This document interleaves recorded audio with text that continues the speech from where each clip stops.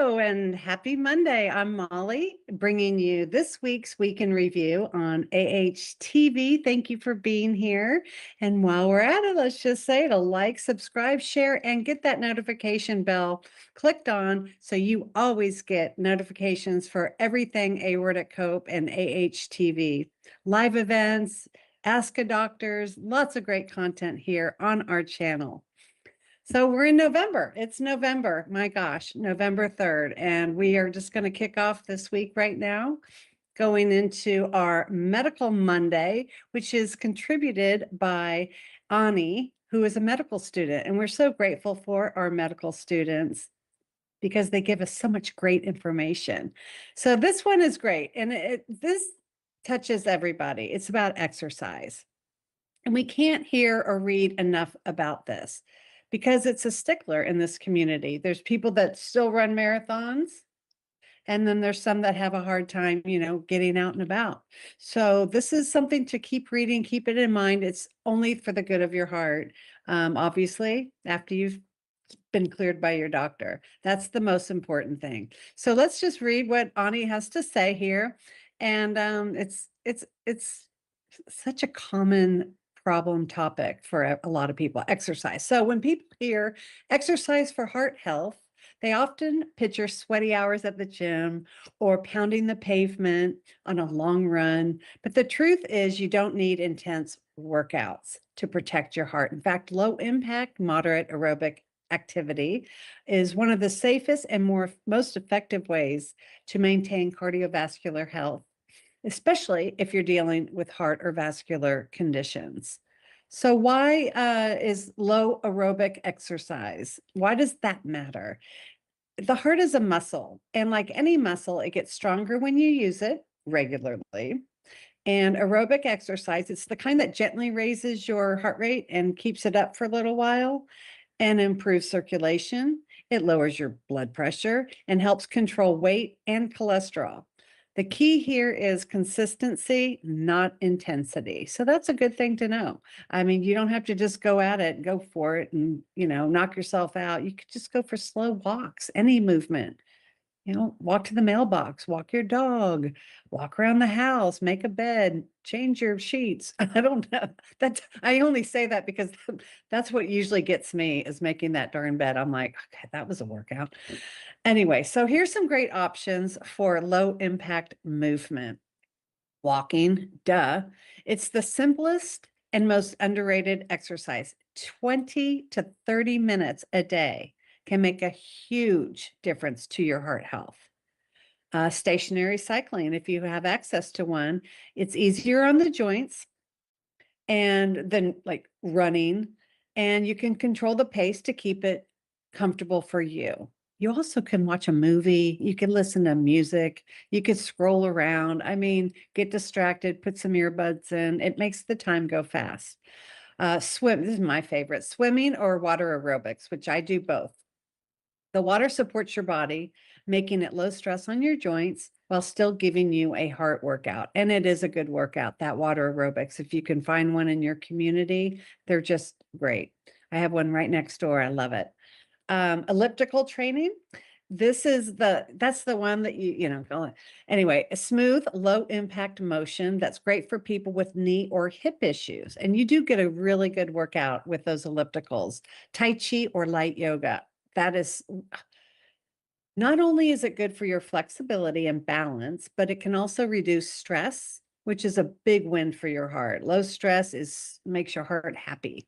So Tai Chi, if you didn't know, every Sunday we have Kevin Songer, who does a Qigong. It's similar to Tai Chi, a Qigong at 12:30 Eastern time. So check that out if you haven't. Plus, there's a library of them on our YouTube channel, AHTV. Light yoga is so good for so many reasons. So all those items right there, except for maybe swimming, are included in your cardiac rehab gym. And that's what they have you do. So all these items have been, all these workouts have been kind of, vetted over the years and is used in cardiac rehab if you remember doing that.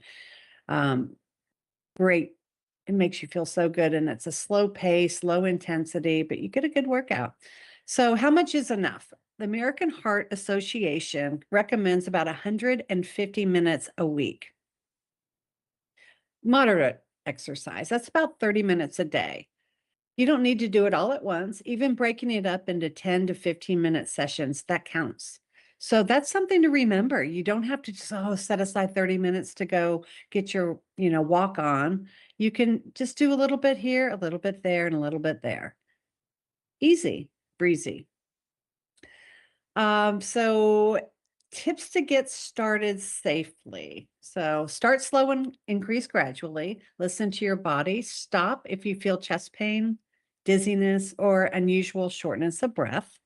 And if you have had surgery, you have aortic disease or other heart issues, check with your doctor about what's safe for you. That's so important.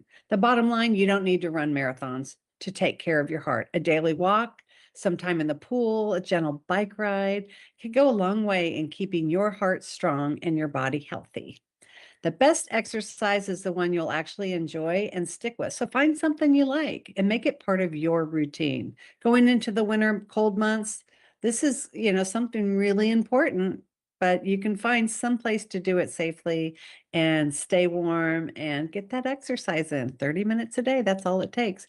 And that's not even all 7 days. They're just saying 5 days a week. So you could take a couple days off. Anyway, here's some resources at the bottom of this article, which can be found on our website, aortichope.org. And there's some extra little articles there for you to read. And that was Ani signing off for Medical Monday. Exercise. All right, Topic Tuesday, and this is contributed by another medical student, Kiana. And I'm going to have to read a little bit of this because I don't know much about this Connect Resilia valve aortic root conduit. It's new and it's still in the works. It's still being tested. And, but let me just read it. It's a very interesting article. It's innovation, new procedures and gadgets to help all of us with aortic disease. All right, so here we go. This is Kiana. Welcome back to Topic Tuesday. Today, we will be highlighting a newer tool on the market in aortic surgery, the Connect Resilia valve aortic root conduit. I'm going to call it the Connect Resilia. Aortic surgery from a cardiac surgery perspective often includes repair or replacement of the aortic root, aortic valve, and or the ascending arch, and sometimes descending portions of the thoracic aorta. Below is a diagram reminding us of the general aortic anatomy. If you want more details, there's plenty of posts in our arsenal of Topic Tuesdays and Medical Mondays that you can read to brush up on some of these topics. So here's the diagram of the aorta. And when your cardiac surgeon needs to replace not just the aortic valve, but also the aortic root and sometimes part of the ascending aorta, for example, because of the aortic root aneurysm, dissection, connective tissue disease, or severe valve leakage, regurgitation, plus root dilation, the procedure becomes far more complex than a simple valve replacement.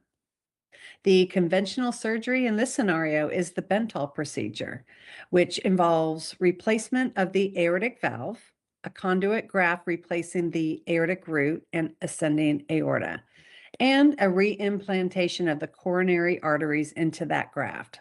That's the Bentall procedure. It's very common for people who need a valve replacement.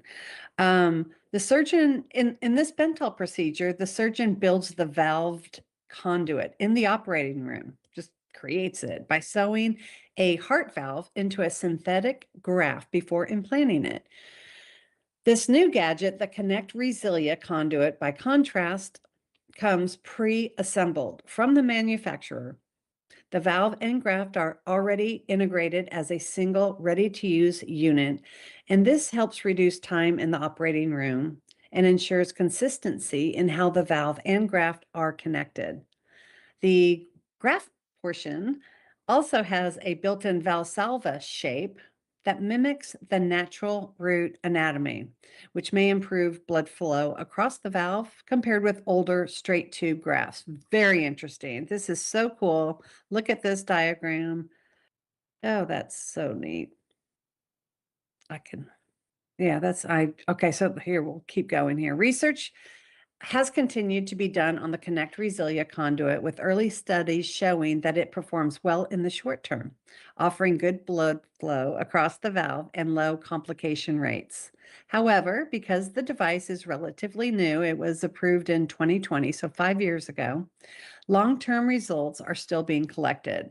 A 10-year durability data has not been published yet, though updates are expected at future meetings such as the STS, the Society of Thoracic Surgeons. They have meetings once or a couple times a year. Overall, the Connect Resilia is a streamlined, integrated option for a complex valve and root surgery that seeks to reduce intraoperative complexity, standardize the assembly, and optimize hemodynamics. Awesome article. Thank you, Kiana. She's a Brown medical student, and that's really interesting. Very interesting. I enjoyed reading that. What do you think, Joshua? I think that that is very incredible. Yeah, very. It's really, and we look forward to so many more that are in the works right now. So who do we have here in our chat today? Oh, I think I already see. We have Velda. Hi, Velda. Thomas. We have Christina. Rob is here. Hey, Rob, what's up? And I think I got everyone. Nikki. Oh, Nikki Jansen. She's in the Netherlands. How awesome. Hi. Gosh, Nikki. You're welcome. Gosh, it's getting late up there in the Netherlands. Oh, that's so neat. Thanks for joining us, all you guys. And let's just keep moving right along. So, Heart Valve Voice US is our newest sponsor for 2025, the end of 2025 and all of 2026. And we're so excited to have them be our sponsor because, as you know, Aortic Hope is a patient-led organization. 100% proceeds are from donations, fundraising, etc. And all that donation goes right back into the community. Not one person here at Aortic Hope takes one penny from this. And so it's really important to have these sponsors, and Heart Valve Voice US stepped up. They are a patient advocacy nonprofit organization that provides patients with a united voice to improve health for people living with heart valve disease by advocating for early detection, meaningful support, and timely access to appropriate treatment. So this was a crazy weekend. I've seen Halloween for an entire 10-day period now. So even though Halloween was Friday, the week before we had massive trick-or-treating all over the place here. And then again this past weekend. So this is a fun little article written by Nikki, and it's a spooky feel good Friday Halloween at Aortic Hope. It's that time of year where the candy bowls are full and the cravings are real. And whether you're into rich chocolates, chewy caramels, or anything sour or sugary, Halloween is the ultimate excuse to treat yourself. You know, so what is your favorite Halloween candy? Personally, I'm not a huge candy fan. I mean, I just try to avoid that sugar. I mean, if it's a Reese's peanut butter cup, I'm not going to turn it down. But yeah, so what's your favorite out there? Do you guys have a favorite? And then while we're at it, what's your favorite Halloween costume?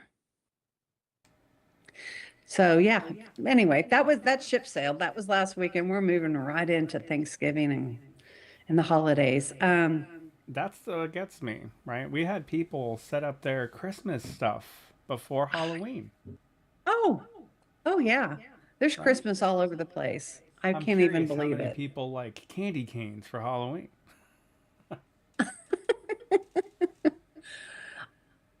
And then did you know that Dia de los Muertos, the day after, November 1st, is a big celebration day too? Did you know that? I believe I did. I mean, I knew about it, but I didn't know people actually dressed up and celebrated it. I didn't see that Oh, I until, mean, the internet's been around. You can see these pictures going back for 20 years. okay. I guess I'm, oh, well, it's fun to dress up, I suppose. I didn't dress up this year, but anyway, moving on. Boo. Halloween. That was fun. Did you do anything fun for Halloween, Joshua? I worked. You did. Yep. You're pretty hardworking. So let's see. What do we have here? Oh, all right, Nikki. I see it's only 9 p.m. there, so it's not too late. Yay, I'm so glad you joined us. We've got a bunch of people here, and yeah, come on, guys. What's your favorite Halloween candy and costume? While I move right along to our Survivor Series Saturday. So this is such a popular program that we have here at Aortic Hope. It's when a survivor or a caregiver or somebody who might even be in a watch and wait situation, whatever their situation is, they share it with us.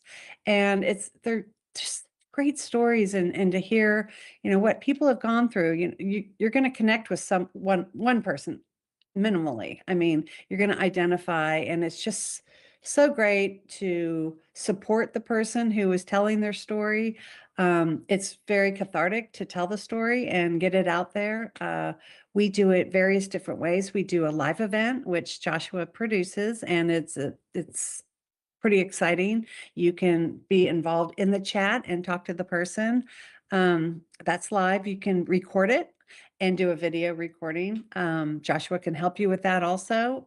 And at the very least, we have a written, you can just write your story out and we will read it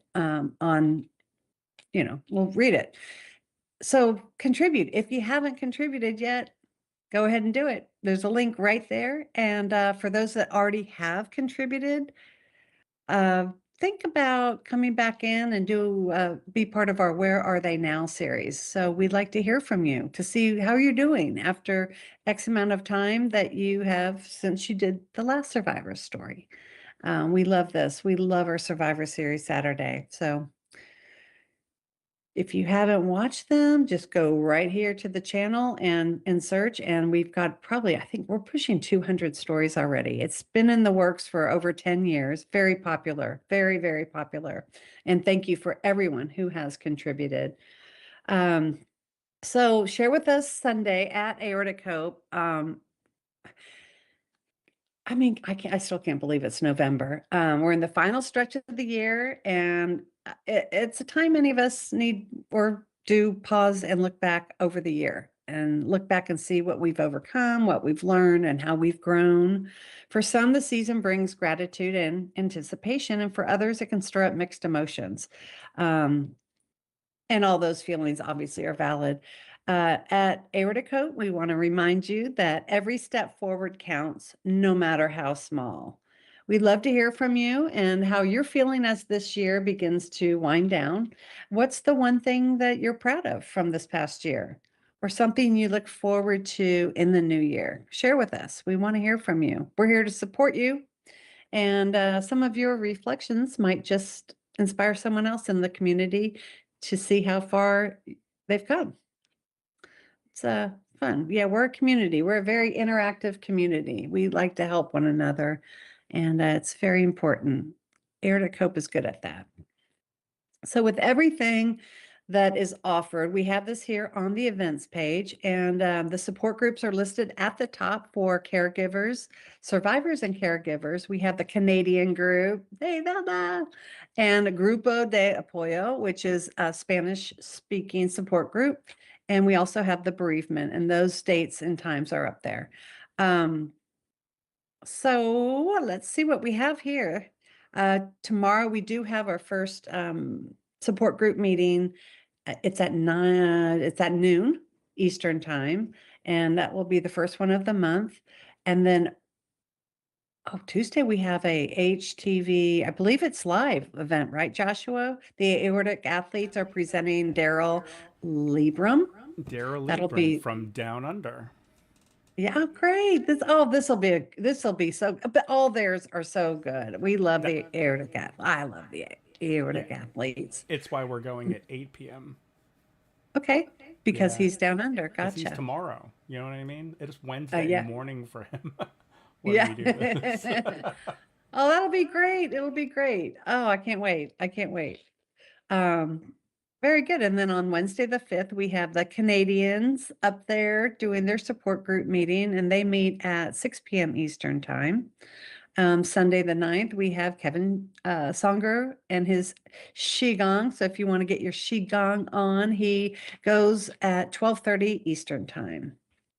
And into next week, we have the Aortic artist, and she will be doing craft for the holidays. So yeah, check out our events page and see what fits your schedule and what you'd like to do, and we'd love to have you. So as we wrap up today, we have anyone else in the chat? Oh, here's Nikki again. I just looked down. Sorry, Nikki. Um, oh, good. Okay. Okay. Nikki's saying that she would love to do a survivor story again and a caregiver story with her husband, Peter. We love Not a lot of those. people in her country, and I believe she's in the Netherlands, uh, with the kind of dissection that she had. So she'll be reaching out to us soon. We would love that, Nikki. It'd be great. It'd be great to hear from you again. So, all right. So Christina, this is no surprise, likes to dress up like a cow. And I do too, because I have a cute cow costume. And she loves candy corn. Uh, Um, well, good. Yeah, that's about it. We'll just wrap it up and get our Monday on. And thank you all for being here. I look forward to seeing you all again here soon. Don't forget to like, subscribe, hit that notification bell for all things AHTV, and share with your friends, share with your family. You never know, what aortic hope can bring to somebody else. Don't know. Thank you guys for being here, and we'll see you soon. Have a nice day. Bye-bye.